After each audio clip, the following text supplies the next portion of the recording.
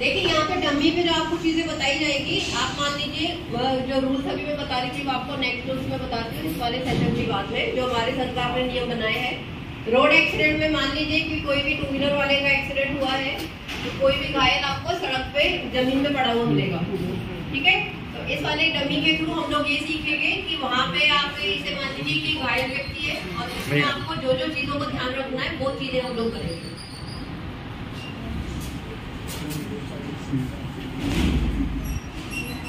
देखिए कोई भी एक्सीडेंट होगा तो सबसे पहले जो चीज आती है वो कहलाती है सीन सेफ्टी। क्या कहलाती है? देख बोलिए, सीन सेफ्टी यानी हमें पहले उस जगह को सेव करना है, ठीक है। ऐसा नहीं हो कि आप सड़क पे ही मदद करने लग जाए और आप ही को मदद की जरूरत पड़ जाए, है ना। हम कई बार एक्साइटेड हो जाते हैं कि ये रोड एक्सीडेंट हुआ है, हमने आज सेशन अटेंड किया, आपके सामने कोई एक्सीडेंट हुआ है, आप तो मदद करना चाहते हैं लेकिन सड़क पे बीच सड़क पे शुरू हो गया, ऐसा भी नहीं होना चाहिए। तो आप अगर मान लीजिए इसको ले जाना चाहते हैं या अभी तक आप लोगों ने कहीं देखा होगा गांव में या कहीं पे भी, अगर कोई बेहोश हो गया उसको साइड में लेके जाना है तो कैसे लेके जाते हैं? कैसे लेके जाते हैं?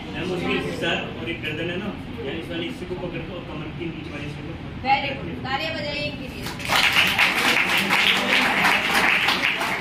जो इन्होंने तरीका बताया वो एकदम सही है कि आपके गर्दन पे सपोर्ट बहुत जरूरी है, कमर पे सपोर्ट करना होगा। लेकिन हमारे यहाँ जो लोग लेके जाते हैं वो ज्यादातर ये करते हैं 2 जने हाथ पकड़ेंगे, 2 जने पैर पकड़ेंगे और उसे साइड में लेके जाएंगे। देखा ऐसा होते हुए? जिस तरह से बोरी को ले जाते हैं लिटरली ऐसे लेके जाते हैं। तो अगर आप ऐसे किसी घायल को लेके जाएंगे तो उसकी जान बचाने का जो अच्छा काम आप करने जा रहे हैं ना, लेकिन आपकी गलत हरकत की वजह से उसको नुकसान पहुंच जाएगा। क्योंकि जैसे ही आप 2 हाथ 2 पैर पकड़ेंगे उसकी गर्दन पीछे जाएगी, उसकी रीढ़ की हड्डी में चोट आ जाएगी। तो वो अगर सही भी हो रहा होगा ना तो भी नहीं हो पाएगा। तो इसलिए हमें साइड में लेके जाने का जो प्रोसेस है वो बहुत ध्यान से करना है। गर्दन पे हाथ होना चाहिए और जैसे ही उठाएंगे वो भी ध्यान रखना है कि गर्दन और कमर को दोनों को एक साथ उठाना है, ऐसा नहीं कि ऊपर नीचे हो जाए। इन चीजों का भी ध्यान रखना, बहुत छोटी सी चीज है लेकिन ये कई बार बहुत ज्यादा दिक्कत पैदा करती है, ठीक है। साइड में लेके जाने के बाद में वहाँ पे आसपास कोई जो लोग होंगे वहाँ पे आप उनमें किसी को बोलिए कि आप उनकी हेल्प कर रहे हो और उसके फोन से एम्बुलेंस को फोन करिए दूसरे को, या फिर किसी भी उसके घर वाले को अगर इन्फॉर्म कर सकते हैं अगर उसका फोन चालू मिल जाए आपको। क्योंकि अभी के आज के टाइम में तो आप किसी के घर वालों को इन्फॉर्म ही नहीं कर सकते उसका फोन लेके। इसके लिए भी जरूरी है कि आप अपने फोन को फोन करने के लिए फ्री छोड़ें। ये डॉक्टर्स को हमेशा दिक्कत आती है कि जब भी वो कभी उसके घर वालों को इन्फॉर्म करना चाहते हैं तो इन्फॉर्म ही नहीं कर पाते क्योंकि वो फोन ही चालू नहीं होता। 2-2 घंटे बाद पता चलता है घायल को कि उसके घर पे घर वालों को पता चलता है इतना लेट। तो इसलिए फोन को फ्री रखिए फोन करने के लिए। उस पर जो लॉक लगाना है एप्लीकेशन पे लगाइए, कोई भी जना फोन कर सके उसके लिए फ्री रखिए, ठीक है। पहला प्रोसेस होता है सीन सेफ्टी। सीन सेफ्टी में आप उसे साइड में लेके जाएंगे और उसके बाद आसपास वाले जो लोग हैं उनमें से किसी एक को आप बुलाएंगे। अब अगर भीड़ है, भीड़ में से ये किसी को मैं बोलती ना कि कोई एक जना आ जाओ, अगर जैसे आप लोग ही बैठे एग्जाम्पल के तौर पे मैं बोलती हूँ कोई एक आओ, कौन आएगा बताओ?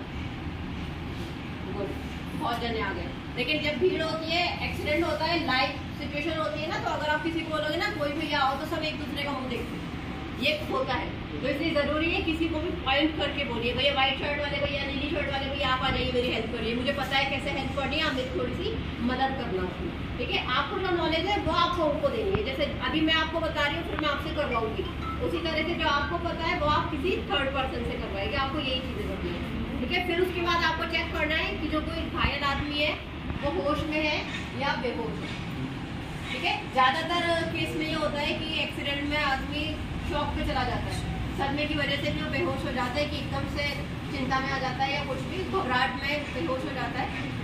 और या फिर ये हो सकता है कि रोड एक्सीडेंट के केस में उसके कहीं से ब्लड निकल रहा है। ज्यादातर डेथ सब इसी वजह से हो जाती है अगर उसके ब्लड लॉस हो जाता है। हमारे बॉडी में कितना ब्लड होता है? एक एडल्ट में कितना ब्लड होता होगा? 5 से 6 लीटर, है ना। और जिंदा रहने के लिए हमें कम से कम 2.5 लीटर चाहिए। लेकिन अगर 200-300 ml भी अगर खून बह जाएगा ना तो उसकी भी अच्छा नहीं है, ठीक है। तो हमें ज़्यादा से ज़्यादा कोशिश ये करनी है कि हम उसका खून बहना रोकें, ठीक है। खून बहना कैसे रोकेंगे? मान लीजिए इसका हाथ है, यहाँ पे कहीं पे खून बह रहा है, यहाँ पे कोहनी के इस साइड में कहीं पे कट लगा है, कोई चोट लगी, इससे खून बह रहा है, तो आप कैसे क्या करेंगे? यहाँ पे जहाँ पे चोट लगी है, जहाँ से खून बह रहा है उसके ऊपर, है ना, थोड़ा ऊपर पट्टी बांध दीजिए, थोड़ी सी टाइट, बहुत ज्यादा टाइट भी नहीं हो लेकिन थोड़ी टाइट होनी चाहिए कि खून बहना रुक जाए, ठीक है। साफ कपड़े से कैसे बांधेंगे? नहीं साफ कपड़े नहीं, साफ कपड़े से नहीं कह रही, ऊपर जो बांधना है किसी भी कपड़े से आप बांध सकते हैं। साफ कपड़े की हमें जरूरत तो पड़ती है जब आप सीधे घाव पे आप दबाव दे रहे हैं ना, जैसे मान लीजिए खून उसकी छाती से आ रहा है या सर पे लगी है, तो यहाँ पे आप पट्टी नहीं बांध सकते, छाती पे भी आप पट्टी नहीं बांध सकते। यहाँ पे आप क्या कर सकते हो, अगर खून बह रहा है तो कोई भी कपड़ा लेके आप उसे दबा सकते हो। तो उसमें हमें कोशिश ये करनी है कि साफ कपड़ा मिल जाए, क्योंकि गंदे कपड़े से इन्फेक्शन का खतरा रहेगा।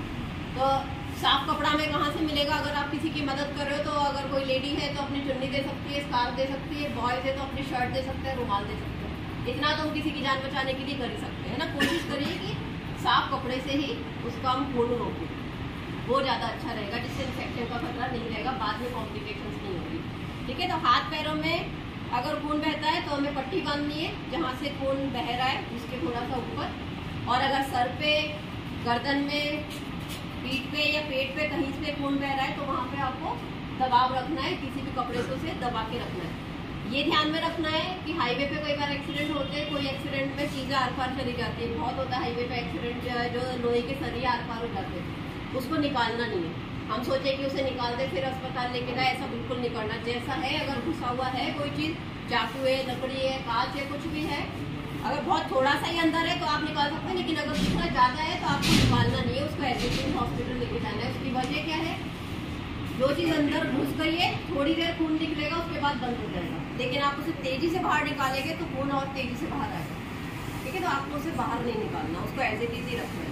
ठीक है, ये वाली जो चीज़ें हैं ये उस केस में है जब मान लीजिए होश में है, आपने उससे पूछा, हम जब कभी सदमे में होते हैं ना, घबराहट से बेहोश होते हैं, तो क्या होता है, जैसे हल्की सी नींद आ रही है, ऐसे लग रहा है कि हम गिरने वाले हैं, ऐसा कुछ होता है, और वो आदमी ऐसे ही हो रहा है, तो आपको उसके कंधे पे तेज तेज आवाज़ करनी है, ऐसे तेज करना है, हल्का सा नहीं, जैसे लड़कियां कई बार करें तो बस हल्का सा टच कर दिया, ऐसे नहीं, कंधे पे तेजी से करना है। इसका रीजन होता है कि कंधे पे हमारे सेंस ऑर्गन होते हैं, ये आप करोगे तो अगर वो घबराहट की वजह से बेहोश हुआ है तो वो होश में आएगा। ठीक है, लेकिन अगर ऐसे ऐसे तेज करने पे भी वो होश में नहीं आ रहा है, आप उससे पूछ रहे भैया उठिए, अपना नाम बताइए, आप कौन है, आप कुछ भी पूछ रहे, वो जवाब भी नहीं दे रहा है, तो आपको सोचने के लिए जरूरत है कि यानी इसके साथ में कुछ हो सकता है, यानी हो सकता है इसका दिल काम करना बंद कर दे, ऐसा भी हो सकता है। और हमारे ब्रेन में मात्र 3 मिनट, एक्सीडेंट के बाद तो 5 मिनट भी पता नहीं चलते, 15 मिनट भी पता नहीं चलते, लेकिन हमारा जो ब्रेन है अगर 3 मिनट तक इसके अंदर ब्लड नहीं जाएगा, इसको ऑक्सीजन नहीं मिलेगी, तो हमारा ब्रेन डेड हो जाएगा। और ब्रेन डेड होने के बाद 99% आदमी नहीं बचे। किसी भी तरह का एक्सीडेंट हो, सिर्फ रोड एक्सीडेंट नहीं कह रही मैं, घर पे भी हार्ट अटैक होता है या बिजली का झटका लग जाए या कुछ भी हो जाए, अगर ब्रेन में 3 मिनट तक तो ब्लड नहीं जाएगा तो 3 से 5 मिनट में ब्रेन डेड हो जाता है। तो ऐसे आदमी का बचना मुश्किल होता है। तो आपको कोशिश ये करनी है कि इसके ब्रेन तक ऑक्सीजन जाए, यानी उसका दिल चालू रहे। ठीक है, तो आपने होश में है, मान लीजिए कि आपने ये टैप किया तेज और वो होश में आ गया, तो चिंता की बात नहीं है, आपको सिर्फ ये देखना है उसकी हड्डी तो नहीं टूटी है, कहीं पे हड्डी टूट